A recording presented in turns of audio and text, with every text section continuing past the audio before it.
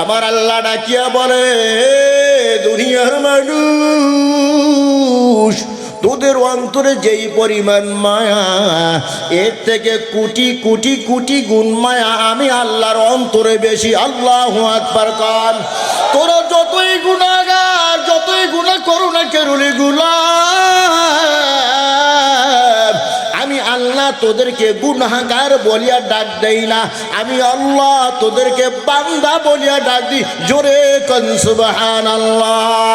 ইয়া ইবাদিয়াল্লাযীনা আসরাফু আলা আনফুসিহিম লা তাকনাতু মির রাহমাতিল্লাহ।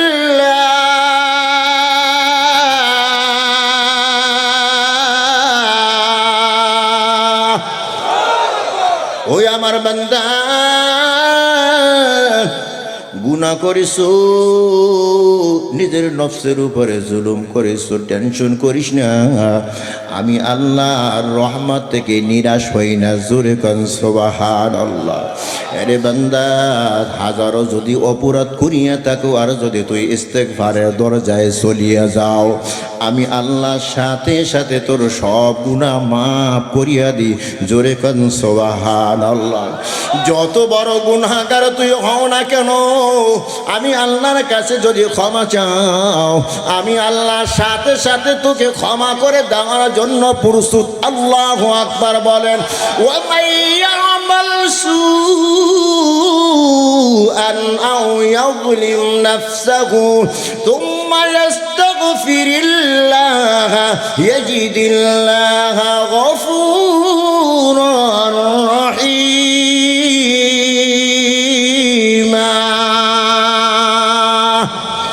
খারাপ কাজ করেছো, নিজের নফসের উপরে জুলুম করেছো, তুই আমার কাছে তওবা কর, আমার কাছে ক্ষমা চা।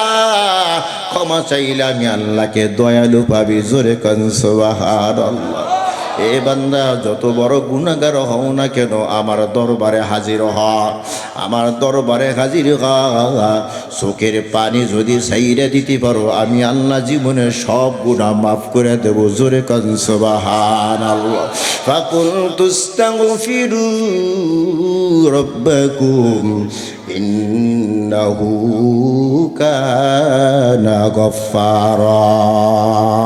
আল্লাহর কাছে ক্ষমা চাও, আল্লাহ সিরিয়াস ক্ষমাশীল। জোরে কোন সুবহানাল্লাহ। আল্লাহ সিরিয়াস ক্ষমাশীল, এমন কোনো গুনাহ নাই যে আল্লাহ মাফ করতে পারে না। সুবহানাল্লাহ। জোরে কোন। কেমন আল্লাহ সিরিয়াস ক্ষমাশীল। হযরত ওমর রাদিয়াল্লাহু তাআলা আনহু ঘর থেকে বের হয়েছেন, কোথাও যাচ্ছেন, রাস্তার কিনারে দেখি একটা যুবক কাঁদতেছে। কে কাঁদতেছে? আরো জোরে কোন। যুবক কাঁদতেছে। জিজ্ঞাসা করে, যুবক কেন তুমি কাঁদো? যুবক বলে, ভাই ওমর, আমি সাংঘাতিক একটা গুনাহ করে ফেলেছি, মারাত্মক একটা গুনাহ করে ফেলেছি। ওমর রাদিয়াল্লাহু তাআলা আনহু বলে, যুবক ইস্তেগফার করো, তওবা করো, আল্লাহ তো ক্ষমাশীল। যুবক তখন বলে, ভাই ওমর, আমার গুনাহটা তো এত বড় গুনাহ, মনে হয় এই দুনিয়ায় আমার এই গুনাহ ক্ষমা হবে না। ওমর বলে, আল্লাহর রহমত সম্পর্কে কি তোমার ধারণা ভাই? হ্যাঁ, অনেক বড় ধারণা, তবে আমার গুনাহটা অনেক বড়। যদি তুমি আমাকে একটু উপকার করতে চাও, রহমাতুল লিল আলামিনের দরবারে নিয়ে চলো। যুবকের কান্না দেখে হযরত ওমর কাঁদতেছে। আল্লাহু আকবার কান। কোন ওমর? যেই ওমরের দিলটা হলো পাথরের মতো শক্ত। আরহামু উম্মতি বিউম্মতি আবু বকর ওয়া আশাদ্দুহুম ফি আমরিল্লাহি ওমর। নরম দিল হলো আবু বকরের দিল, শক্ত দিল হলো। আরো জোরে কান। কেমন পাষাণ মেজাজের মানুষ। ওমর যেই রাস্তা দিয়ে হাঁটে, শয়তান 40 দিন পর্যন্ত ওই রাস্তায় হাঁটার সাহস পায় না। সুবহানাল্লাহ। জোরে কান। কেমন সঙ্গে দিলের মানুষ ওমর। ইসলামের শুরু যুগে একটা যুদ্ধের ভিতরে কিছু বেঈমান বন্দী হয়ে গেছে। রহমাতুল লিল আলামিন এই বেঈমানদের ব্যাপারে পরামর্শে বসলো। সাহাবীরা পরামর্শ দাও, এই বন্দীদেরকে কি করা যায়। এক একজন দাঁড়ায় যায়, পরামর্শ দেয়। সর্বশেষ হযরত ওমর রাদিয়াল্লাহু তাআলা আনহু দাঁড়ায় বলে, পয়গম্বর, যুদ্ধের ময়দানে থেকে যাদেরকে আমরা ধরে নিয়ে এসেছি এরা তো আল্লাহর দুশমন, আল্লাহর রসুলের দুশমন, ইসলামের দুশমন। কথা কন ঠিক কিনা? ওগো পয়গম্বর, আমার পরামর্শ হলো এরা তো আমাদের কারো না কারো আত্মীয়। প্রত্যেকই তার আত্মীয়র হাতে সুপর্দ করা হোক, আর প্রত্যেক আত্মীয় তাদেরকে নিজ হাতে জবাই করে দিবে। যেই ব্যক্তি আত্মীয়কে নিজ হাতে জবাই করতে পরামর্শ দেয়, এই ওমর কত বড় সংবেদীর মানুষ। এই ওমর যুবকের কান্না থেকে কাঁদতেছে। যুবক বলে, ওমর, যদি আমাকে একটু তুমি সাহায্য করতে পারো, রহমাতুল লিল আলামিনের দরবারে নিয়ে চলো। ওমর বলে, চল যুবক চল। নবীর হুজুরার সামনে গিয়া বলে, ওমর ইন্তাজির সাআহ, এক যুবক এখানে একটু সময় অপেক্ষা করো। ভিতরে ঢুইকে দেখি নবীর মনটা যদি শান্ত দেখি ভিতরে ডাকবো, না হয় ডাকবো না। মেজাজ গরম দেখলে ডাকবো না। আল্লাহু আকবার কন। ওমর রাদিয়াল্লাহু তাআলা আনহু হুজরার ভিতরে ঢুকিয়া চোখের পানি ছেড়ে দিয়ে কান্দে। আমার নবী জিজ্ঞাসা করে, ওমর কেন কাঁদো? মনে পয়গম্বর, আপনার একজন যুবক সাহাবীর কান্না দেখে আমি কান্না ধরে রাখতে পারি না। কেন আমার যুবক সাহাবী কান্দে? বলে, সে নাকি মারাত্মক এক গুনাহ করেছে, ওই গুনার কথা স্মরণ করিয়া কান্দে। আল্লাহু আকবার কান। কই আমার সেই সাহাবী? বলে, বাহিরে আছে, ডাকো। যুবক সাহাবী পয়গম্বরের সামনে দাঁড়াইয়া সালাম দিয়া বলে, পয়গম্বর, আমি একজন দুশ্চরিত অনেক বড় গুনাহগার। আমার মনে হয় আমার এই গুনাহ এই জগতের ভিতরে মাফ হবে না। আল্লাহ রসুল বলে, হাল যুনুবুকা আকবারু মিন খালকিল্লাহ, এই সৃষ্টি জগতের চেয়েও কি তোমার গুনাহ বড়? যুবক চোখের পানি ছেড়ে দিয়ে বলে, পয়গম্বর, আমার তো মনে হয় আমার গুনাহটাই সৃষ্টি জগতের চেয়েও বড়। আল্লাহর পয়গম্বর বলে, হাল যুনুবুকা আকবারু মিন আরশিল্লাহ, আল্লাহর আরশের চেয়েও কি তোমার গুনাহটা বড়? যুবক জবাব দেয়, পয়গম্বর, আমার তো মনে হয় আমার গুনাহটা আল্লাহর আরশের চেয়েও বড়। আল্লাহর পয়গম্বর জিজ্ঞাসা করে, হাল আকবারু হাল যুনুবুকা আকবারু মির রাহমাতিল্লাহ, আল্লাহর রহমত থেকেও কি তোমার গুনাহটা বড়? যুবক চোখের পানি ছেড়ে দিয়া বলে, পয়গম্বর, আমার দিল তো বলে আল্লাহ তাআলার রহমত থেকেও আমার গুনাহটা বড়। যুবক একেবারে ভেঙে পড়েছে। আল্লাহর রসুল বলে, তাহলে হাল আশরাকতা বিল্লাহ, তুমি মনে হয় আল্লাহর সাথে শরীক করেছো। যুবক বলে, পয়গম্বর, না না, আমি আল্লাহর সাথে শরীক করি নাই। হাল আশরাকতা বিল্লাহ, বলে, না, আল্লাহর সাথে শরীক করি নাই। হাল কতালতা নাফসান, তাহলে তুমি কাউকে অন্যায়ভাবে হত্যা করেছো? যুবক বলে, না না, আমি কাউকে অন্যায়ভাবে হত্যাও করি নাই। পয়গম্বর বলে, ওরে যুবক, তাহলে তোমার গুনাহের বর্ণনা দাও। যুবক পয়গম্বরের সামনে দাঁড়াইয়া গুনাহের বর্ণনা দিতে গিয়া থরথর করে কাঁপতেছে। দুই হাঁটু এক করতে পারে না, থরথর করে কাঁপতেছে। কণ্ঠের আওয়াজটা ছোট হয়ে আসতেছে, নিঃশ্বাসটা বন্ধ হয়ে আসতেছে। নবীর সামনে দাঁড়ায় গুনাহের বর্ণনা দেয়, পয়গম্বর, আমি একটা দুশ্চরিত্র যুবক। আমার কাজ হলো, যখন কোনো মানুষ মরিয়া যায়, কবরে দাফন দেওয়ার পরে কবরস্থানে গিয়া কবর খনন করিয়া তার কাপড় আমি খুলিয়া বাজারে নিয়ে বিক্রয় করিয়া আমি সংসার চালাই। ওগো পয়গম্বর, আমার এই অভ্যাস অনুযায়ী কয়েকদিন আগে আমার কানে খবর গেল, মদিনার ভিতরে একজন আনসারী সাহাবীর পরমা সুন্দরী একটা মেয়ে মৃত্যু হয়েছে, অমুক কবরস্থানের ভিতরে দাফন দেওয়া হয়েছে। ও পয়গম্বর, আমি হাতের ভিতরে কোদাল নিয়ে গভীর রজনীতে কবরস্থানে হাজির হয়ে গেলাম। কবরটা খনন করিয়া পাঁচখানা কাপড় হাতের ভিতরে বেচাইয়া আমি আমার গন্তব্যের দিকে রওনা হয়ে গেলাম। ও পয়গম্বর, শয়তান আমার কাঁধের উপরে ভর করেছে। জোরে কর নাউজুবিল্লাহ। শয়তান আমার কাঁধের উপরে ভর করেছি। পিছন থেকে কি যেন আওয়াজ দিয়া বলে, এ যুবক, এই গভীর রাত, অন্ধকার রাত, কেউ দেখবে না, কেউ শুনবে না, তুই পাঁচখানা কাপড় চুরি করিয়াই কি তৃপ্তি হয়ে গেলি, সন্তুষ্ট হয়ে গেলি? অথচ যার তুই কাপড় চুরি করছ তার চেহারার দিকে একটা বার তুই তাকাইলি না। একবার টর্চটা লাগাইয়া দেখ, ওই মেয়ের চেহারা কত জৌলস। ওই মেয়ের চেহারার মতো সুন্দর চেহারার আর মানুষ এই মদিনায় নাই। আল্লাহু আকবার কর। এই গভীর রাত মেয়েটার সাথে যদি তুই জিনা ব্যভিচারে লিপ্ত হয়ে যাও, তুই যদি যৌন তৃপ্তি মিটাইতে চাও, দুনিয়ার কেউ দেখবে না, কেউ জানবে না। একবার পিছনে তাকাইয়া দেখ, টস মেরা দেখ, কত সুন্দর চেহারা। যুবক বলে, পয়গম্বর, আমি শয়তানের ধোকায় পড়িয়া গেলাম। আবার পিছনের দিকে ফিরলাম, গিয়া যখন যুবতীর চেহারার উপর রাট মারলাম, দেখি জলমল করতেছে। সুবহানাল্লাহ। আমি যুবতীকে দেখি পাগল হয়ে গেলাম। ওই কবরস্থানের ভিতরে আমি যুবতীর সাথে জিনা ব্যভিচারে লিপ্ত হয়ে গেলাম। জোরে কর নাউজুবিল্লাহ। আমি যৌন তৃপ্তি মিটাইয়া যখন রওনা হইলাম, পিছন থেকে ওই মেয়ের কণ্ঠের মতো আওয়াজ আসতেছে, রে যুবক, কি অন্যায় তোর সাথে আমি করলাম? এই কবরস্থানে হাজার হাজার মানুষের সামনে তুই উলঙ্গ করিয়া আমাকে ফালাইয়া রাখলি। আমি এই নাপাক দেহটাকা নিয়ে আমি আল্লাহর সামনে কেমনে দাঁড়াইব রে যুবক?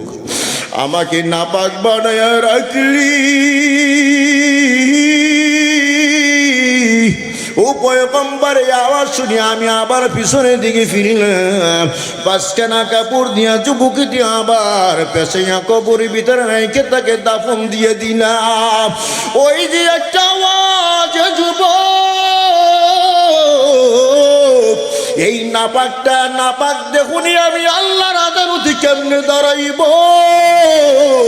ওই আওয়াজটা যেন এখনো আমার কানের সামনে ভাসতেছে। আল্লাহর পয়গম্বর ঘটনা শুনে আশ্চর্য হয়ে বলে, যুবক, আসলেই তো তুই একটা সাংঘাতিক গুনাহ করেছো, মারাত্মক গুনাহ। যুবক তো জানে আমার নবী হরেন মুস্তাজাবুদ দাওয়াত। আমার পক্ষে যদি কোনো কথা বের হইয়া যায়, আল্লাহ কবুল কইরা ফালাইতে পারে। যুবক আল্লাহু আকবার বলি একটা চিৎকার দিয়া নবীর হুজরা থেকে বের হয়ে গেল। বাড়িতে যায় না, পরিবারের কাছে যায় না, জঙ্গলে জঙ্গলে ঘুরতেছে। একদিন যায়, 2 দিন যায়, সপ্তাহ যায়, মাস যায়, যখন 40 দিন হয়ে গেছে। এই 40 দিনের ভিতরে যুবক ভাত খায় না, যুবক কোনো খাবার খায় না। নিজেকে অপরাধী মনে করিয়া শুধু সারাক্ষণ কান্দে। মদিনার সর্বোচ্চ পাহাড়ের উপর উঠা আল্লাহ তাআলার দিকে হাত বাড়াইয়া আসমানের দিকে 2 কানা হাত উঠে বলে, আল্লাহ, আমি সবচেয়ে বড় গুনাহগার, নাফরমান। মদিনার সর্বোচ্চ পাহাড়ে উঠতে উঠতে আমি একেবারে পাহাড়ের চূড়ায় উঠে গেছি। আর উপরে যাওয়ার আমার কোনো ক্ষমতা নেই। আরো যদি আমি উপরে যাইতে পারতাম তোমার কুদরতি কদমে আমি পইরা যাইতাম। আল্লাহ তুমি আমাকে মাফ করিয়া দাও। সকলের দরজা হাতে ফিরিয়া তোমার রোজাই রইলাম পরিয়া। তুমি যদি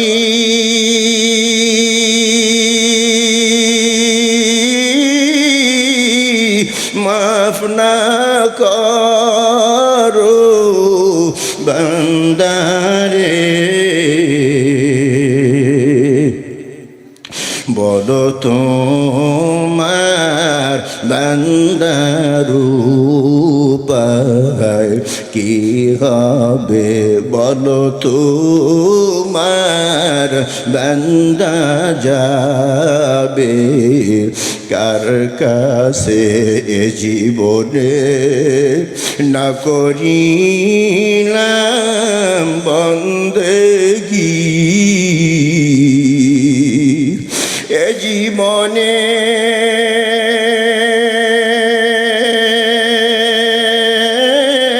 না করিলাম বন্দেগী, গুনাহগারে কাটাইলাম জিন্দিগি, গুনাহগারে কাটাইলাম জিন্দিগি।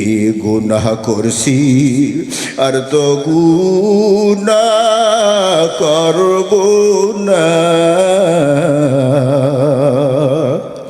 গুনাহ করছি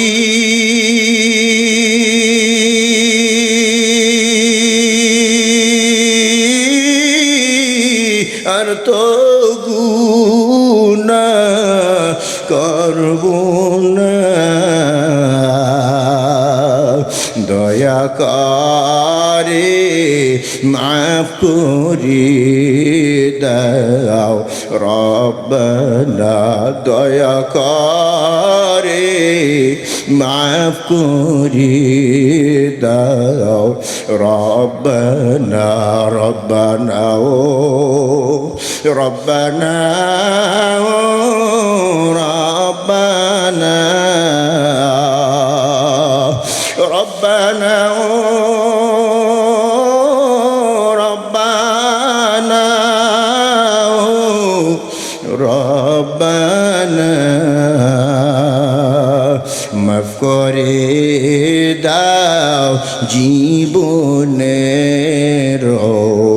সব গুনাহ, মাফ করে দাও জীবনের সব গুনাহ। বান্দা যখন তওবা করে আল্লাহর দরবারে হাত তুলিয়া চোখের পানি ছেড়ে দেয়, আল্লাহ তাআলার রহমতের সমুদ্রের ভিতরে তখন তুফান শুরু হয়ে যায়। আল্লাহু আকবার গান। আবার আল্লাহ জিবরাইলকে ডেকে বলে, জিবরাইল আমার নবীর দরবারে যাও, নবীকে গিয়া সালাম দাও, আমার নবীকে তিনটা প্রশ্ন করো। এক নম্বর প্রশ্ন, ও নবী এই আসমান আর জমিন কে বানাইছে? দুই নম্বর প্রশ্ন, আসমান এবং জমিনের মাঝখানে যত মাখলুক আছে মাখলুকের রিজিক কে দেয়? তিন নম্বর প্রশ্ন, যখন কোনো বান্দা গুনাহ করিয়া বসে গুনাহ কে ক্ষমা করে? জিবরাইল আমিন নবীর দরবারে আইসা সালাম দিয়া প্রশ্ন করে, পয়গম্বর বলেন এই আসমান জমিন কে বানাইছে? কে বানাইছে? আরো জোরে কান, আরো জোরে চিৎকার দিয়া কান। আসমান আর জমিনে যত মাখলুক আছে এই মাখলুকের রিজিক দাতাকে। ওয়া মা মিন দাব্বাতিন ফিল আরদি ইল্লা আলাল্লাহি রিজকুহা।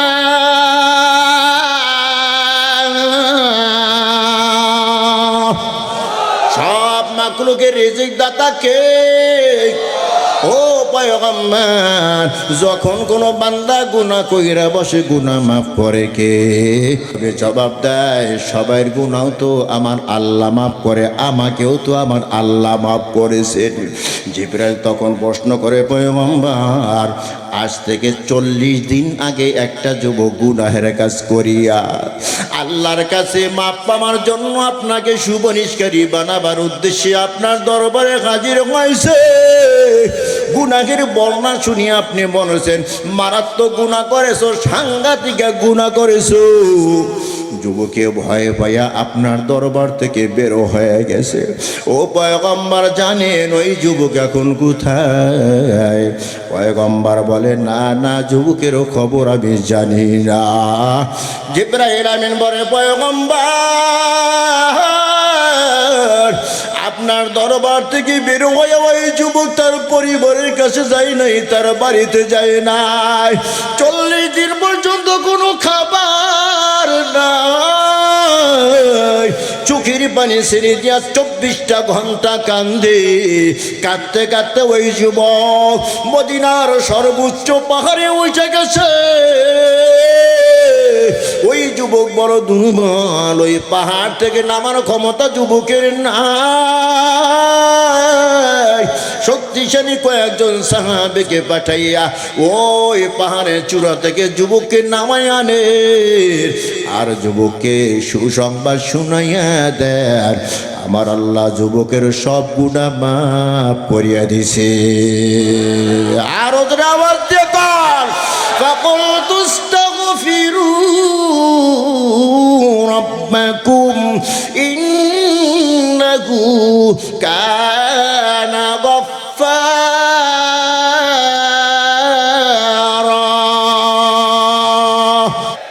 এখানে যারা আছি আমরা কম বেশি সবাই তো গুনাহগার, কথা কয় না? যারা কয় না ওরা আল্লাহর ওলি, হ্যাঁ, আপনারা সবাই আল্লাহর ওলি হইতে পারেন না। আমি তো আমাকে চিনি, আমি এখানে ভিতরে সবচেয়ে বড় গুনাহগার। এখানে যত মানুষ আছে এর ভিতরে সবচেয়ে আমি বড় গুনাহগার। গুনাহ হয়ে গেছে, টেনশন করিও না। আল্লাহু আকবার কর, আরো জোরে। কারণ আল্লাহ বলে, আমি তোরে বড় মোহাব্বত করে বানাইছি। সবাই তোরে বানাইতে নিষেধ করছিল, কাদের সাথে জানি পরামর্শে বসছিল, কথা কয় না? وَإِذْ قَالَ رَبُّكَ لِلْمَلَائِكَةِ إِنِّي جَاعِلٌ فِي الْأَرْضِ خَلِيفَةً قَالُوا أَتَجْعَلُ فِيهَا مَن يُفْسِدُ فِيهَا وَيَسْفِكُ الدِّمَاءَ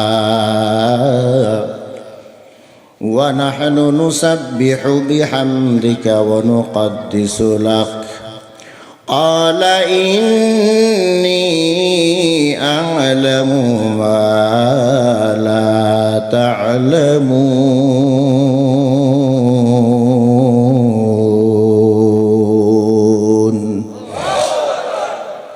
এই কালামে জিন্দা কোরআনে হাকিম, হিকমতে উলা ইয়াজালাস্ত কদিম, তারিউল কোরআন পছন্দ পেশে খোদা, হুরুল বানলা জরম বাঘার শেফেদা, ঘর কোরা খানি শাবারোজ এ হাবিব, হুরুল মানে তোরা বাসুদ নসিব। আল্লাহু আকবার কন।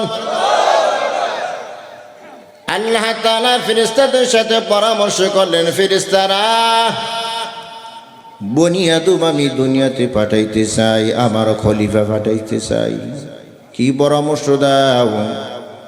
ফেরেশতারা তাদের অভিজ্ঞতা থেকে বলে, আতাজআলু ফিহা মান ইফসিদু ফিহা ওয়া ইয়াসফিকু দিমা, এমন একটা সম্প্রদায় তুমি পাঠাইতে চাও যারা দুনিয়াতে গিয়া মারামারি করবে, কাটাকাটি করবে, রক্তপাত ঘটাইবে। যদি তাসবির জন্য হয়, প্রশংসার জন্য হয়, নাহনু নুসাব্বিহু বিহামদিকা ওয়া নুকদ্দিসু লাক, আমরাই তো তোমার তাসবিহ পড়তেছি, আমরাই তো তোমার প্রশংসা করতেছি, আবার কেন তুমি বনি আদম দুনিয়াতে পাঠাইতে চাও? ওরা তো দুনিয়াতে গিয়া মারামারি করবে। আমার আল্লাহ তখন বলেছিলেন, ইন্নী আ'লামু মা লা তা'লামুন।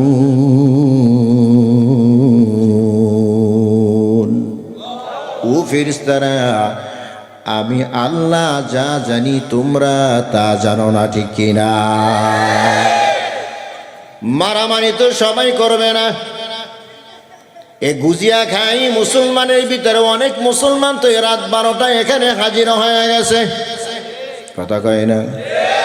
সিন্নির ডেক আসেনি এখানে, মাহফিল শেষ, মোনাজাত শেষ, হাদিয়া তোফা দেওয়া হবে নি, টাকা পয়সা দেওয়া হবে নি, না না, বরং পকেটের ভিতরে যা আছে সব রেখে দেওয়া হবে মসজিদ মাদ্রাসার জন্য, কথা কন ঠিক কি না? এরপরও আপনারা এখানে হাজির হয়ে গেছেন কেন? আল্লাহ তাআলার মোহাব্বতে, ঠিক কিনা কন? এজন্য আমার আল্লাহ বলেন, ইন্নী আ'লামু মা লা তা'লামুন,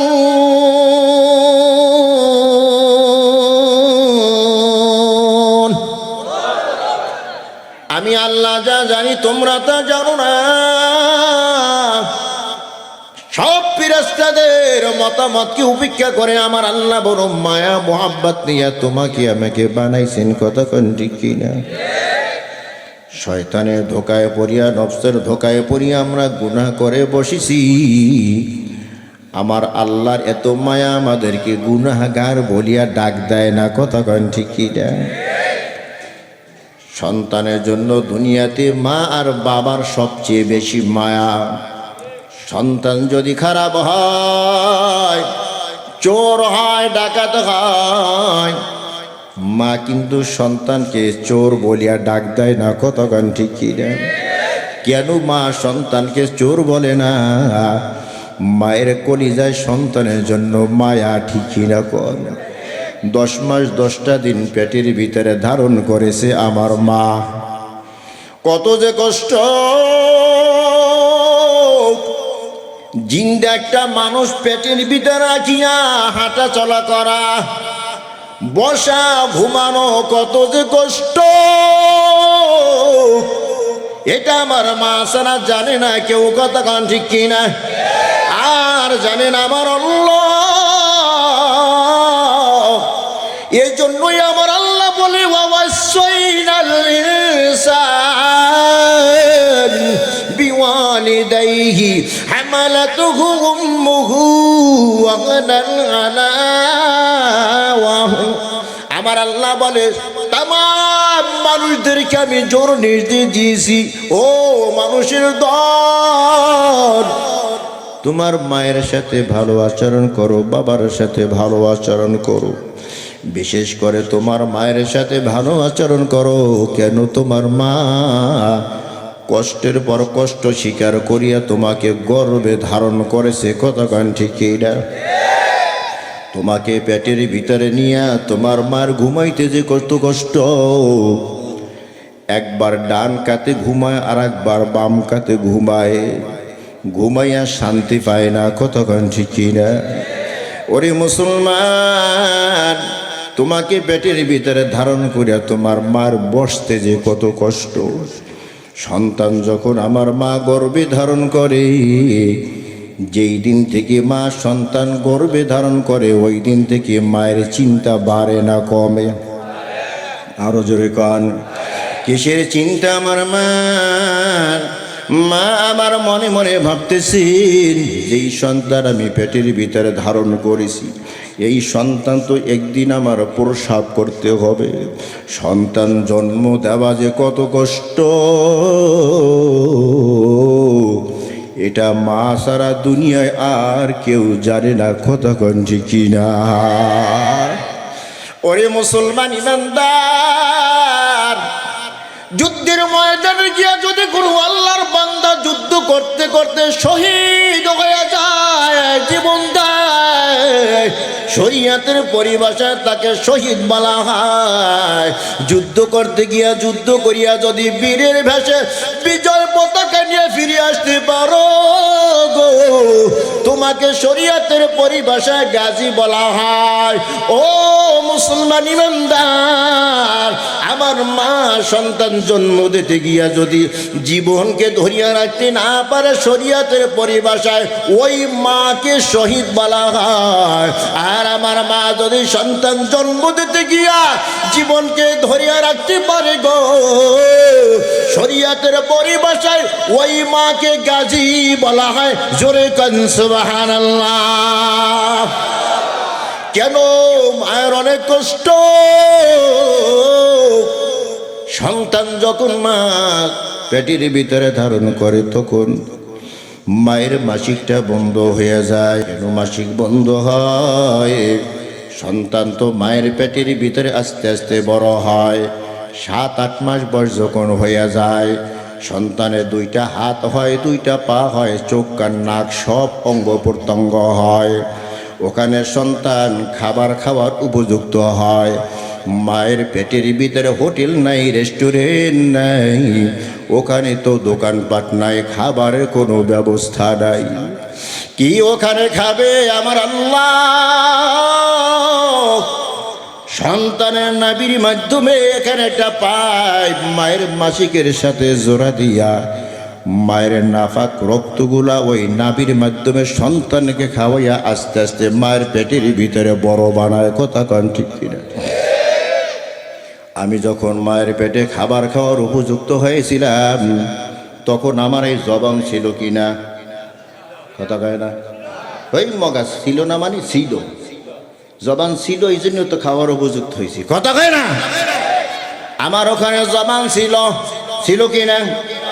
দুনিয়াতে আমরা শক্ত খাবার হোক আর নরম করা হোক, যে কোনো তরল খাবার, শক্ত খাবার সব কি দিয়া খাই? আরো জোরে কান। মায়ের পেটে যখন আমি খাবার খাওয়ার উপযুক্ত হয়েছিলাম তখনও তো আমার মুখ ছিল।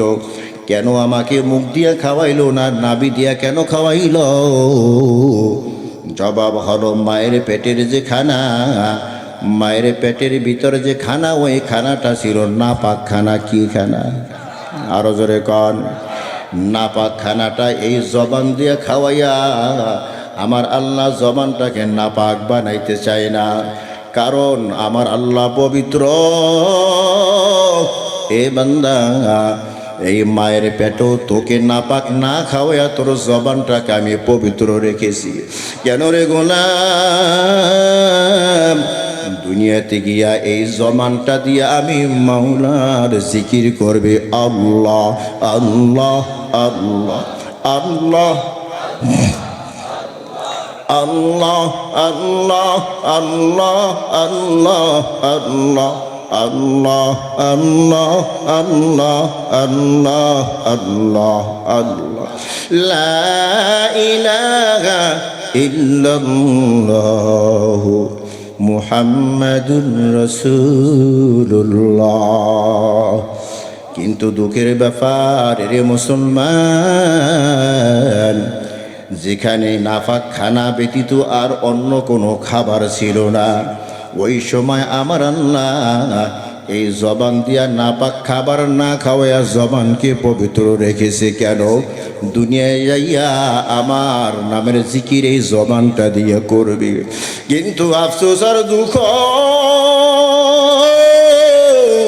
আজকে দুনিয়া তাইয়া সুদের কারবার, ঘুষের কারবার করিয়া, হারাম খাবার খাইয়া, জবানটা দিয়া মিথ্যা বলিয়া, জবান দিয়া গিবা শিকায়ত করিয়া জবানটাকে নাপাক বানিয়ে ফেলছি। কতক্ষণ ঠিক কিনা? ওরে মুসলমান ইমানদার, মায়ের পেটের ভিতরে যখন আমি খানা খাওয়ার উপযুক্ত হয়েছিলাম, আমি মায়ের পেটের ভিতরে মায়ের রক্ত খেয়েছি, মায়ের ক্যালসিয়াম খেয়েছি। খেয়ে খেয়ে আস্তে আস্তে মায়ের পেটের ভিতরে আমি বড় হয়েছি। আর আমার জনম দুঃখিনী মা রক্ত শূন্যতায় ক্যালসিয়ামের অভাবে আস্তে আস্তে মা দুর্বল হয়, আস্তে আস্তে মা নিস্তেজ হয়ে যায়, মায়ের চেহারাটা ফ্যাকাশে হয়ে যায়, মায়ের চেহারাটা ভাঙ্গিয়ে যায়। কেন? মায়ের শরীরের ভিতর রক্ত শূন্যতা দেখা দিয়েছে, মায়ের ক্যালসিয়ামের দেখা দিয়েছে রে ভাই। ওই মায়ের পেট থেকে যে কত আমি কষ্ট মাকে দিয়েছি বর্ণনা দেওয়া যায় না, কথা কন ঠিক কি না? এই গভীর রাত শীতের রজনী দুনিয়ার সব মায়েরা ঘুমে বিভোর। ওরে বিবারিয়ার মুসলমান, তোমাকে আমাকেও মা পেটের ভিতরে নিয়ে ঘুমে বিভোর। গভীর রাত হঠাৎ এমন সময় তুমি আর আমি আমার মায়ের কলিজায় আঘাত দিয়েছি রে ভাই। এই গভীর রাতে মায়ের আরামের বিছানা হারাম,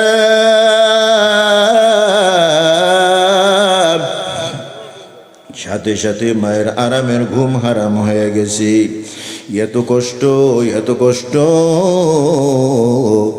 দুনিয়া কারো সামনে আমার মা মুখও খোলে নাই। কেন বলো? লজ্জা পায়, শরম পায়।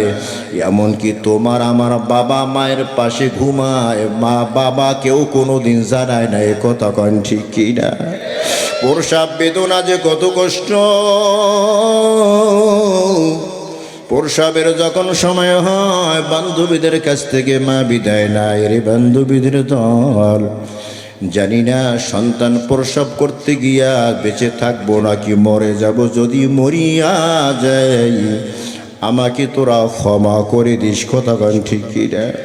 শ্বশুরে শাশুড়ির কাছ থেকে মা আমার বিদায় নেয়।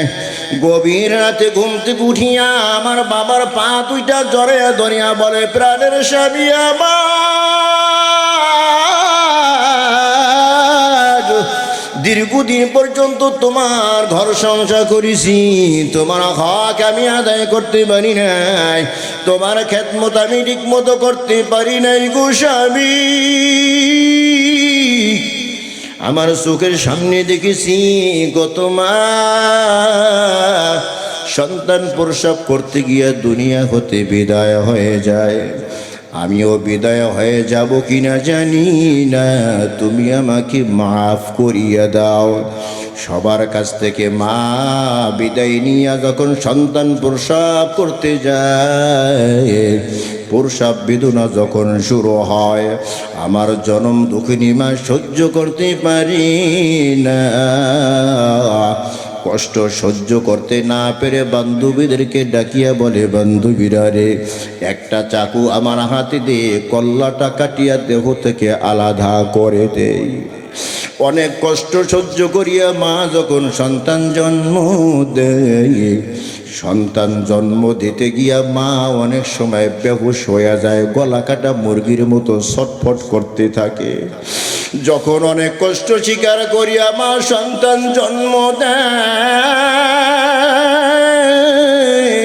ওই সন্তান দুনিয়ায় এসে যখন ওয়া বলে একটা চিৎকার দেয়, ওই চিৎকারে আমার যখন আমার মায়ের কানে পৌঁছি যায়, সাথে সাথে আমার বেহুশ মা হুশ ফিরে পায়। জোরে কন সুবহানাল্লাহ।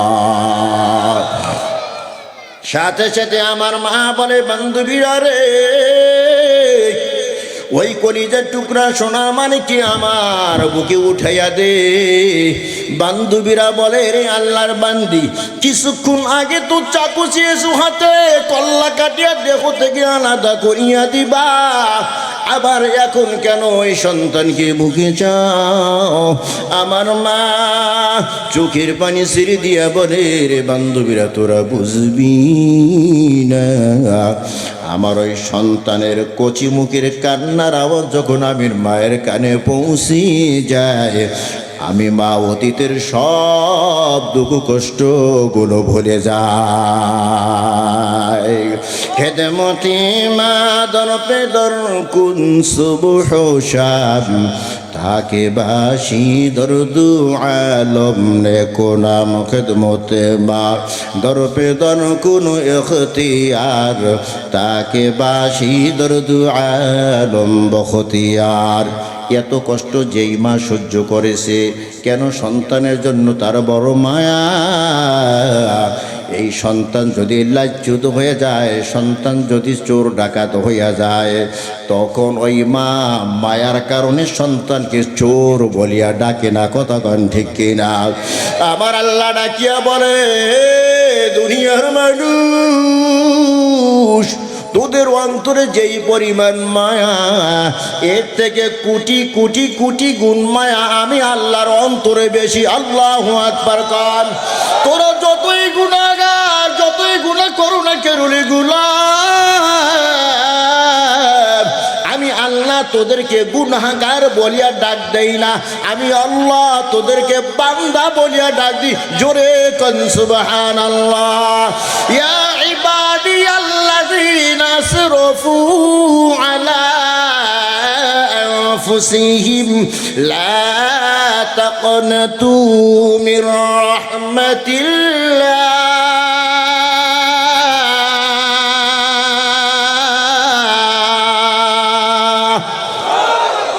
ওই আমার বান্দা, গুনাহ করিস, নিজের নফসের উপরে জুলুম করিস, টেনশন করিস না। আমি আল্লাহর রহমত থেকে নিরাশ হই না। জোরে কোন সুবহানাল্লাহ। আরে বান্দা, হাজারো যদি অপরাধ করিয়া থাকো, আর যদি তুই ইস্তেগফারের দরজায় চলিয়া যাও, আমি আল্লাহর সাথে সাথে তোর সব গুনাহ মাফ করিয়া দিই। জোরে কোন সুবহানাল্লাহ।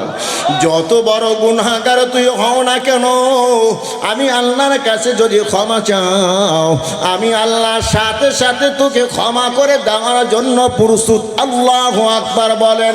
ওয়া মাইয়ামাল সুআন আও ইয়াযলিম নাফসাহু থুম্মা ইয়াস্তাগফিরিল্লাহ ইয়াজিদিল্লাহা গফুরার রহিম।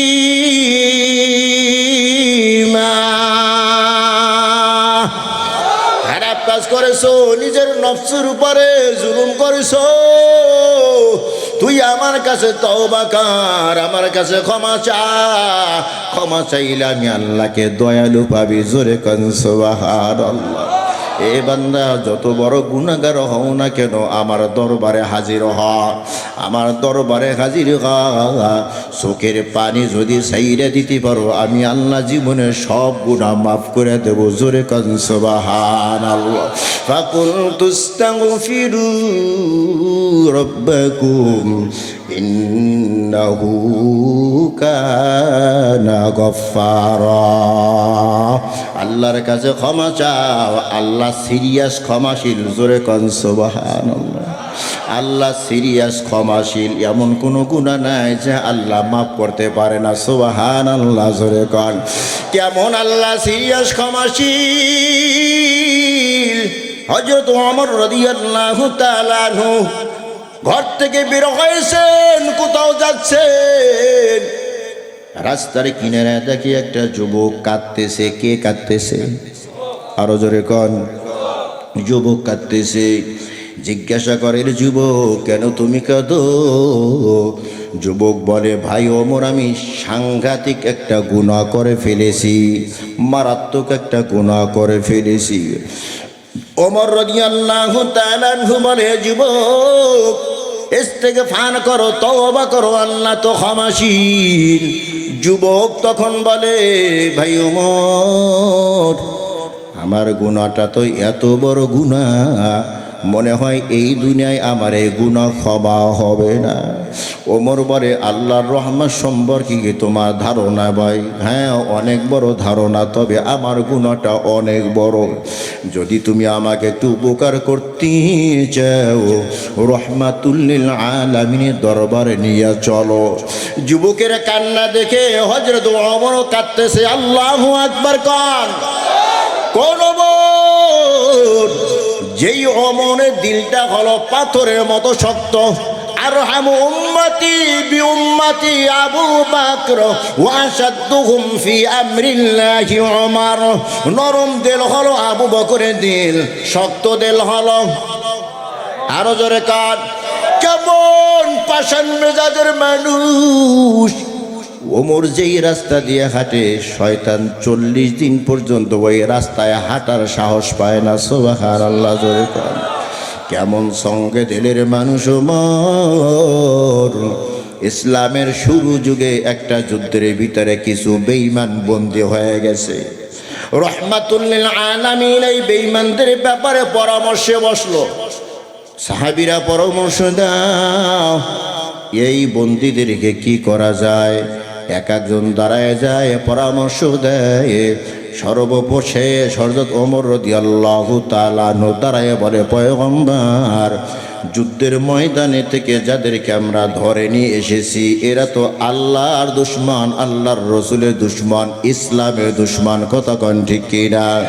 ওগো পয়গম্বর, আমার পরামর্শ হলো এরা তো আমাদের কারো না কারো আত্মীয়। প্রত্যেকই তার আত্মীয়র হাতে সুপর্দ করা হোক, আর প্রত্যেক আত্মীয় তাদেরকে নিজ হাতে জবাই করে দিবে। যেই ব্যক্তি আত্মীয়কে নিজ হাতে জবাই করতে পরামর্শ দেয়, এই ওমর কত বড় সঙ্গেদের মানুষ। এই ওমর যুবকের কান্না থেকে কাঁদতেছে। যুবক বলে, ওমর, যদি আমাকে একটু তুমি সাহায্য করতে পারো, রহমাতুল লিল আলামিনের দরবারে নিয়ে চলো। ওমর বলে, চল যুবক চল। নবীর হুজুরার সামনে গিয়া বলে, ওমর ইন্তাজির সাআহ, এক যুবক এখানে একটু সময় অপেক্ষা করো। ভিতরে ঢুইকা দেখি নবীর মনটা যদি শান্ত দেখি ভিতরে ডাকবো, না হয় ডাকবো না।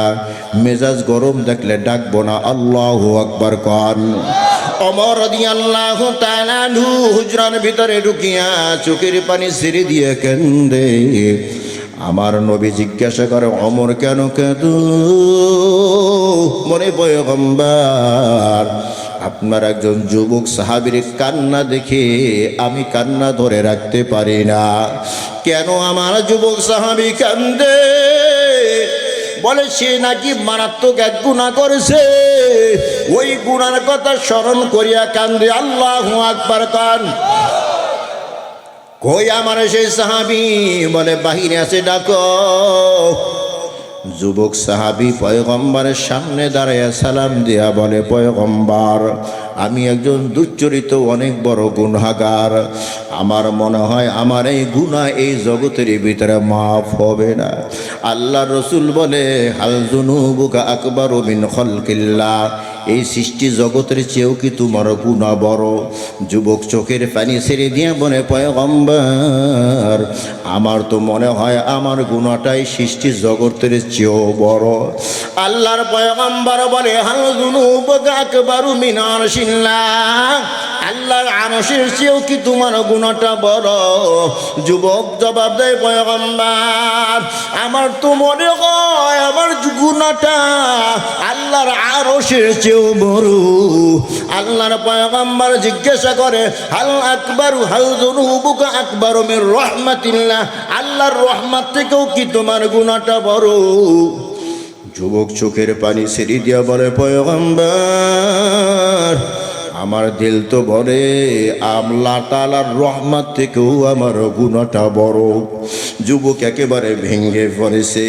আল্লাহর রসুল বলে, তাহলে হাল আশরাকতা বিল্লাহ, তুমি মনে হয় আল্লাহর সাথে শরীক করেছো। যুবক বলে, পয়গম্বর না না, আমি আল্লাহর সাথে শরীক করি নাই। হাল আশরাকতা বিল্লাহ, বলে না আল্লাহর সাথে শরীক করি নাই। হাল কতালতা নাফসান, তাহলে তুমি কাউকে অন্যায়ভাবে হত্যা করেছো। যুবক বলে, না না, আমি কাউকে অন্যায়ভাবে হত্যাও করি নাই। পয়গম্বর বলে, ওরে যুবক, তাহলে তোমার গুনাহের বর্ণনা দাও। যুবক পয়গম্বরের সামনে দাঁড়াইয়া গুনাহের বর্ণনা দিতে গিয়া থরথর করে কাঁপতেছে। দুই হাঁটু এক করতে পারে না, থরথর করে কাঁপতেছে। কণ্ঠের আওয়াজটা ছোট হয়ে আসতেছে, নিঃশ্বাসটা বন্ধ হয়ে আসতেছে। নবীর সামনে দাঁড়ায় গুনাহের বর্ণনা দেয়, পয়গম্বর, আমি একটা দুশ্চরিত্র যুবক। আমার কাজ হলো, যখন কোনো মানুষ মরিয়া যায়, কবরে দাফন দেওয়ার পরে কবরস্থানে গিয়া কবর খনন করিয়া তার কাপড় আমি খুলিয়া বাজারে নিয়ে বিক্রয় করিয়া আমি সংসার চালাই। ওগো পয়গম্বর, আমার এই অভ্যাস অনুযায়ী কয়েকদিন আগে আমার কানে খবর গেল, মদিনার ভিতরে একজন আনসারী সাহাবীর পরমা সুন্দরী একটা মেয়ে মৃত্যু হয়েছে। ও কবরস্থানের ভিতরে দাফন দেওয়া হয়েছে। ও পয়গম্বর, আমি হাতের ভিতরে কোদাল নিয়ে গভীর রজনীতে কবরস্থানে হাজির হয়ে গেলাম। কবরটা খনন করিয়া পাঁচখানা কাপড় হাতের ভিতরে বেচাইয়া আমি আমার গন্তব্যের দিকে রওনা হয়ে গেলাম। ও পয়গম্বর, শয়তান আমার কাঁধের উপরে ভর করেছে। জোরে কর নাউজুবিল্লাহ। শয়তান আমার কাঁধের উপরে ভর করেছি। পিছন থেকে কি যেন আওয়াজ দিয়া বলে, এ যুবক, এই গভীর রাত, অন্ধকার রাত, কেউ দেখবে না, কেউ শুনবে না, তুই পাঁচখানা কাপড় চুরি করিয়াই কি তৃপ্তি হয়ে গেলি, সন্তুষ্ট হয়ে গেলি? অথচ যার তুই কাপড় চুরি করছ তার চেহারার দিকে একটা বার তুই তাকাইলি না। একবার টর্চটা লাগাইয়া দেখ, ওই মেয়ের চেহারা কত জৌলস। ওই মেয়ের চেহারার মতো সুন্দর চেহারার আর মানুষ এই মদিনায় নাই। আল্লাহু আকবার কার। এই গভীর মেয়েটার সাথে যদি তুই জেনা ব্যভিচারে লিপ্ত হয়ে যাও, তুই যদি যৌন তৃপ্তি মিটাইতে চাও, দুনিয়ার কেউ দেখবে না, কেউ জানবে না। একবার পিছনে তাকাইয়া দেখ, টস মেরা দেখ, কত সুন্দর চেহারা। যুবক বলে, পয়গম্বর, আমি শয়তানের ধোকায় পড়িয়া গেলাম। আবার পিছনের দিকে ফিরলাম, গিয়া যখন যুবতীর চেহারার উপর রাট মারলাম, দেখি জলমল করতেছে। সুবহানাল্লাহ। আমি যুবতীকে দেখি পাগল হয়ে গেলাম। ওই কবরস্থানের ভিতরে আমি যুবতীর সাথে জেনা ব্যভিচারে লিপ্ত হয়ে গেলাম। জোরে কর নাউজুবিল্লাহ। আমি যৌন তৃপ্তি মিটাইয়া যখন রওনা হইলাম, পিছন থেকে ওই মেয়ের কণ্ঠের মতোই আওয়াজ আসতেছে, রে যুবক, কি অন্যায় তোর সাথে আমি করলাম? এই কবরস্থানে হাজার হাজার মানুষের সামনে তুই উলঙ্গ করি আমাকে ফালাইয়া রাখলি। আমি এই নাপাক দেহটাকা নিয়ে আমি আল্লাহর সামনে কেমনে দাঁড়াইব রে যুবক? আমাকে নাপাক বানাইয়া রাখলি। ও পয়গম্বরের আওয়াজ শুনি আমি আবার পিছনের দিকে ফিরলাম। পাঁচখানা কাপড় দিয়া যুবকী দিয়ে আবার পেছাইয়া কবরের ভিতরে রেখে তাকে দাফন দিয়ে দিলাম। ওই যে একটা আওয়াজ, যুবক,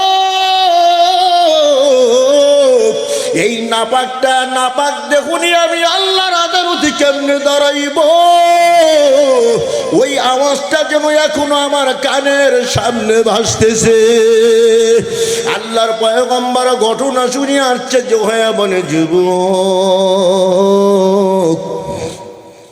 আসলেই তো তুই একটা সাংঘাতিক গুনাহ করেছো, মারাত্মক গুনাহ। যুবক তো জানে আমার নবী হলেন মুস্তাজাবুদ দাওয়াত। আমার পক্ষে যদি কোনো কথা বের হইয়া যায় আল্লাহ কবুল কইরা ফালাইতে পারে। যুবক আল্লাহু আকবার বলি একটা চিৎকার দিয়া নবীর হুজরা থেকে বের হয়ে গেল। বাড়িতে যায় না, পরিবারের কাছে যায় না, জঙ্গলে জঙ্গলে ঘুরতেছে। একদিন যায়, 2 দিন যায়, সপ্তাহ যায়, মাস যায়, যখন 40 দিন হয়ে গেছে। এই 40 দিনের ভিতরে যুবক ভাত খায় না, যুবক কোনো খাবার খায় না, নিজেকে অপরাধী মনে করিয়া শুধু সারাক্ষণ কান্দে। মদিনার সর্বোচ্চ পাহাড়ের উপর উইঠা আল্লাহ তাআলার দিকে হাত বাড়াইয়া আসমানের দিকে 2 কানা হাত উঠে বলে, আল্লাহ আমি সবচেয়ে বড় গুনাহগার, নাফরমান। মদিনার সর্বোচ্চ পাহাড়ে উঠতে উঠতে আমি একেবারে পাহাড়ের চূড়ায় উঠে গেছি, আর উপরে যাওয়ার আমার কোনো ক্ষমতা নেই। আরো যদি আমি উপরে যাইতে পারতাম তোমার কুদরতি কদমে আমি পইরা যাইতাম। আল্লাহ তুমি আমাকে মাফ করিয়া দাও। সকলের দরজা হাতে ফিরিয়া তোমার রোজাই রইলাম পরিয়া। তুমি যদি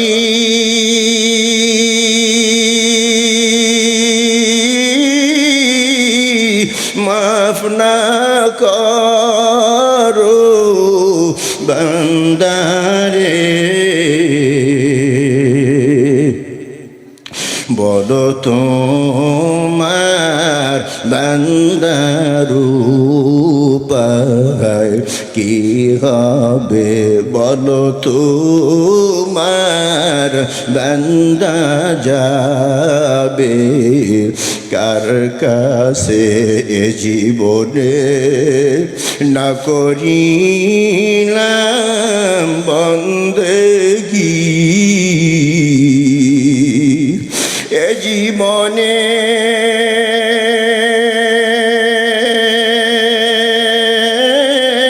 না করিলাম বন্দেগী।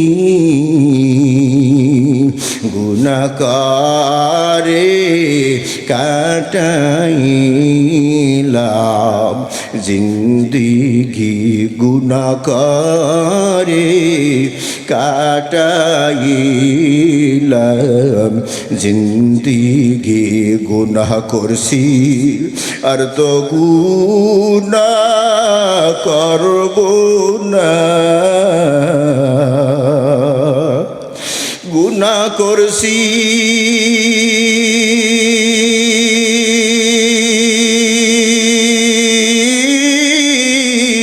আর তো গুনাহ করব না। দয়া করে মাফ করে দাও রব্বানা, দয়া করে মাফ করে দাও রব্বানা। রব্বানা ও রব্বানা ও রব্বানা, রব্বানা ও রব্বানা ও রব্বানা, মাফ করে দাও জীবনের সব গুনাহ, মাফ করে দাও জীবনের সব গুনাহ। বান্দা যখন তওবা করে আল্লাহর দরবারে হাত তুলিয়া চোখের পানি ছেড়ে দেয়, আল্লাহ তাআলার রহমতের সমুদ্রের ভিতরে তখন তুফান শুরু হয়ে যায়। আল্লাহু আকবার গান। আবার আল্লাহ জিবরাইলকে ডেকে বলে, জিবরাইল আমার নবীর দরবারে যাও, নবীকে গিয়া সালাম দাও, আমার নবীকে 3টা প্রশ্ন করো। 1 নম্বর প্রশ্ন, ও নবী এই আসমান আর জমিন কে বানাইছে? 2 নম্বর প্রশ্ন, আসমান এবং জমিনের মাঝখানে যত মাখলুক আছে মাখলুকের রিজিক কে দেয়? 3 নম্বর প্রশ্ন, যখন কোনো বান্দা গুনাহ করিয়া বসে গুনাহ কে ক্ষমা করে? জিবরাইল আমিন নবীর দরবারে আইসা সালাম দিয়া প্রশ্ন করে, পয়গম্বর বলেন এই আসমান জমিন কে বানাইছে? কে বানাইছে? আরো জোরে কান, আরো জোরে চিৎকার দিয়া কান। আসমান আর জমিনে যত মাখলুক আছে এই মাখলুকের রিজিক দাতা কে? ওয়া মা মিন দাব্বাতিন ফিল আরদি ইল্লা আলাল্লাহি রিজকুহা।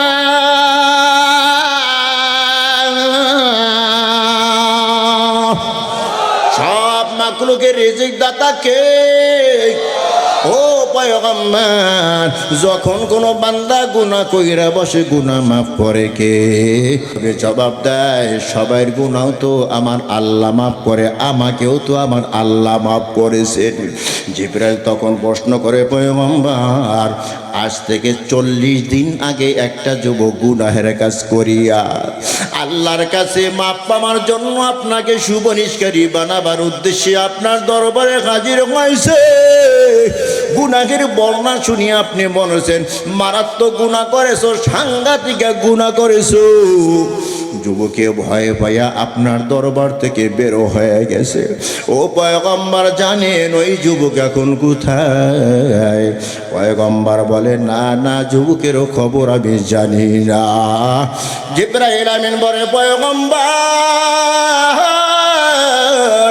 আপনার দরবার থেকে বের হয়ে ওই যুবক তার পরিবারের কাছে যায় নাই, তার বাড়িতে যায় নাই। 40 দিন পর্যন্ত কোনো খাবার নাই, চোখের পানি ছেড়ে দিয়া 24টা ঘন্টা কান্দে। কাঁদতে কাঁদতে ওই যুবক মদিনার সর্বোচ্চ পাহাড়ে উঠে গেছে। ওই যুবক বড় দুর্বল, ওই পাহাড় থেকে নামার ক্ষমতা যুবকের নাই।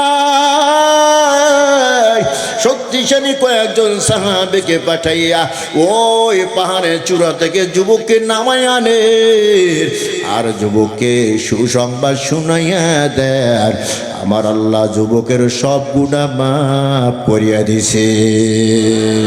আর ওদের আওয়াজ দিয়ে কর, ফাকুলতু আস্তাগফিরু রাব্বাকুম ইন্নাহু কানা গফফারা।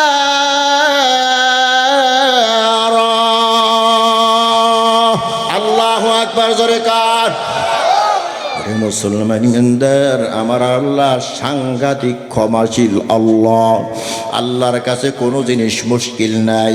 তুমি যত বড় গুনাহগার হও না কেন, তোমার গুনাহ জমিন থেকে আসমান পর্যন্ত মধ্যবর্তী ফাঁকা জায়গায় হয়তো তুমি গুনাহ করিয়া ভরিয়া ফালাইছো, তবে তোমার গুনার তো একটা পরিমাণ আছে। কিন্তু আমার আল্লাহর দয়ার সাগরে কোনো কুল কিনারা নাই। এই জন্য আমার আল্লাহ বলে, বান্দা গুনাহ যদি হইয়াই যায় ইস্তেগফার কর, আমি আল্লাহর কাছে ক্ষমা চা। আমি আল্লাহর কাছে যদি ক্ষমা চাও, তোর তওবা তোর ইস্তেগফারের আন্তরিকতা যদি ভালো হয়, যেই পরিমাণ গুনাহ করেছো ওই গুনাহগুলো আমি নেকির দ্বারা পরিবর্তন করিয়া তোর আমলনামায় রাখিয়া দিব। আল্লাহু আকবার কার। ওয়া বাদদালতু সাইয়্যাতিকুমুল হাসানাত।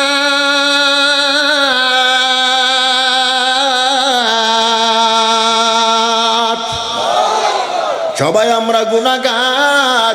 এই গুনাহের কারণে তো আসমান থেকে গজব নাজিল হয়, কিছুদিন পর পর ভূমিকম্প শুরু হয়। কথা বলেন ঠিক কিনা? ওরে মুসলমান ইমানদার, আল্লাহ তাআলা বলেন যদি ইস্তেগফার চালু রাখতে পারো আমি আল্লাহ চূড়ান্ত কোনো মুসিবত তোদের উপরে আমি পাঠাবো না। আল্লাহু আকবার বলেন।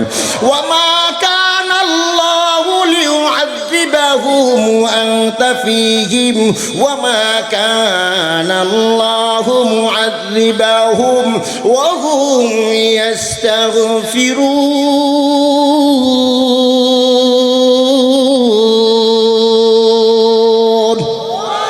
ইস্তেগফার করতে থাকো, আমি আল্লাহ বিপদ দিব না, বিপদ দিব না। গুনাহ যদি হয়ে যায় বেশি বেশি করে তওবা করো। গুনাহ যদি হয়েই যায় গভীর রাতে উঠিয়ে একটু চোখের পানি ছেড়ে দিয়া কান্দো। যত বড়ই নাফরমান হও না কেন, এক আল্লাহর বান্দা সর্বদিক দিয়ে সে পাপী গুনাহগার, এমন কোনো গুনাহ নাই সে করে নাই। ডানে বামে তাকায় দেখে যত বন্ধু বান্ধব আসলো সব কবরবাসী হয়ে গেছে। এখন তো আমি একা, আমার সন্তানদেরকে সন্ত্রাসের বাচ্চা বলিয়া গালি দেয়। আমি যদি দুনিয়া হতে বিদায় হয়ে যাই আমার সন্তানদেরকে তো সন্ত্রাসীর বাচ্চা বলিয়া গালি দেবে, কতক্ষণ ঠিক কিনা? তাছাড়া এই চেহারাটা নিয়ে আমি মালিকের দরবারে কেমনে দাঁড়াইব? সারা জীবন তো পাপের খেলাই খেললাম, সারা রাত চিন্তা করতেছে, টেনশন করতে করতে যখন ফজরের আজান হয়ে যায় ঘুম থেকে জাগিয়া ওযু বানায় মসজিদে হাজির হয়ে গেছে। সন্ত্রাসীকে মসজিদের ভিতরে দেখিয়া সবাই ভয় পেয়ে গেছে। কিরে কোন ঘটনা জানি আজকে আবার ঘটাইয়া ফালায়। জামাতের সাথে নামাজ আদায় করে ইমাম সাহেবের সামনে গিয়া পা দুইটা জড়াইয়া ধরছে, হুজুর এমন কোনো গুনাহ নাই যা আমি করি নাই, মাপ পাওয়ার উপায় আসেনি।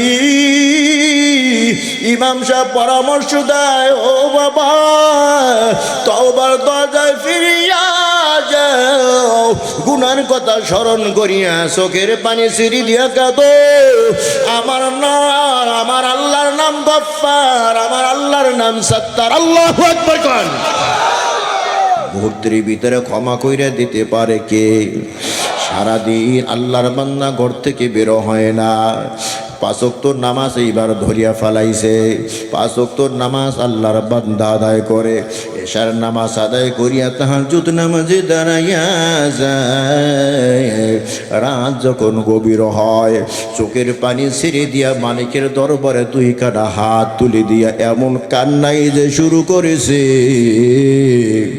কান্না এমন কান্না গায়েব থেকে আওয়াজ এসে গেছে, রে বান্দা যতই কাঁদো কাঁদিয়া কোনো লাভ নাই, তোর নামটা তো জাহান্নামের দপ্তরে লেখা হয়ে গেছে। আল্লাহর বান্দা কান্না বন্ধ করে না, পাশের রুমের ভিতরে বিবি ঘুমায়। বিবি আওয়াজটা শুনে ফেলেছে, বিবি এসে দরজায় নক করেছে, দরজা খুলে দিয়েছে। জিজ্ঞাসা করে, স্বামী আমার আওয়াজ কি তুমি শুনতে পাও নাই? বলে কি আওয়াজ? আমি আওয়াজ শুনতে পেয়েছি, বান্দা যত কাঁদো কোনো লাভ নাই, তোর নামটা তো জাহান্নামের দপ্তরে লেখা হয়ে গেছে। আল্লাহর বান্দা বিবিরে জিজ্ঞাসা করে, এ বিবি তোমার কাছে আমার ছোট একটা প্রশ্ন, বলো আমি তো গুনাহগার নাফরমান, যেই দরজায় আমি হাজির হয়েছি এই দরজা ছাড়া ভিন্ন আর কোনো দরজা আছে? বিবি বলে, না না, আমার মাওলার দরজার ছাড়া আর দ্বিতীয় কোনো দরজা নাই। কথা গান ঠিক কি রায়? এইবার আল্লাহর বান্দা চোখের পানি ছেড়ে দিয়ে আমার কান্না আরম্ভ করে দিতে, বিবি তুমি চলিয়া যাও, আমাকে মাফ করবে কি করবে না এটা আমার জানার বিষয় না, আমার ডাকে সাড়া দেবে কি দিবি না এটাও আমার জানার বিষয় নয়। যেই দরজা ধরেছি এই দরজার ছাড়ব না, কান্নাও আমি বন্ধ করব না। আল্লাহর বান্দা আবার যখন কান্না শুরু হয়ে গেছে, কিছুক্ষণ পরে আবার আওয়াজ এসে গেছে, রে বান্দা কান্না বন্ধ কর, তোর কান্না আমি সহ্য করতে পারি না। সব ফেরেশতাদের পরামর্শকে উপেক্ষা করিয়া বড় মোহাব্বত করে তোকে বানাইছি। গুনাহ করবি এটা আমি আল্লাহ আগে থেকে জানি, তবে যে তুই তওবা দরজায় হাজির হয়ে গেছ, চোখের পানি আমার আল্লাহর কাছে বড় দাম। হে বান্দা কান্না বন্ধ কর, আমি আল্লাহ জাহান্নামের দপ্তর থেকে নামটা কাটিয়া জান্নাতি দপ্তরের নামটা লিখে দিলাম। মাগফিরাত দা রদ উমিদাজ লুৎফে তু যাকে খুদ ফরমুদাইলা তাকনাতু। আল্লাহর রহমতে নিরাশ হওয়া যাবে না। যতই আমরা গুনাহগার হই না কেন, বারবার তওবা করব, বারবার ইস্তেগফার করব। রাজি আছি কারা কারা? দুহাত তুলিয়া দেখান। আয় আল্লাহ বেশি বেশি করে তওবা করার তৌফিক দাও। আয় আল্লাহ বেশি বেশি করে ইস্তেগফার করার তৌফিক দাও। ইস্তেগফারকে লাজিম বানানোর তৌফিক দাও। জোরে করে আমিন। ও মুসলমান ইমানদার, ও পর্দার আলার মা, অন্তত সকালে 100 বার ইস্তেগফার, আস্তাগফিরুল্লাহ ওয়া আতুবু ইলাইহি, 100 বার দুরূদ শরীফ, সংক্ষিপ্ত দুরূদ সাল্লাল্লাহু আলাইহি ওয়াসাল্লাম। আবার সন্ধ্যার সময় 100 বার ইস্তেগফার, আস্তাগফিরুল্লাহ ওয়া আতুবু ইলাইহি, অথবা আস্তাগফিরুল্লাহাল আযীম 100 বার পড়বেন সাল্লাল্লাহু আলাইহি ওয়াসাল্লাম। ছোট্ট আমলটু করা যাবে কি যাবে না? আল্লাহ তাআলা আমাদেরকে বেশি বেশি ইস্তেগফার করার তৌফিক দান করুন। জোরে কোন আমিন।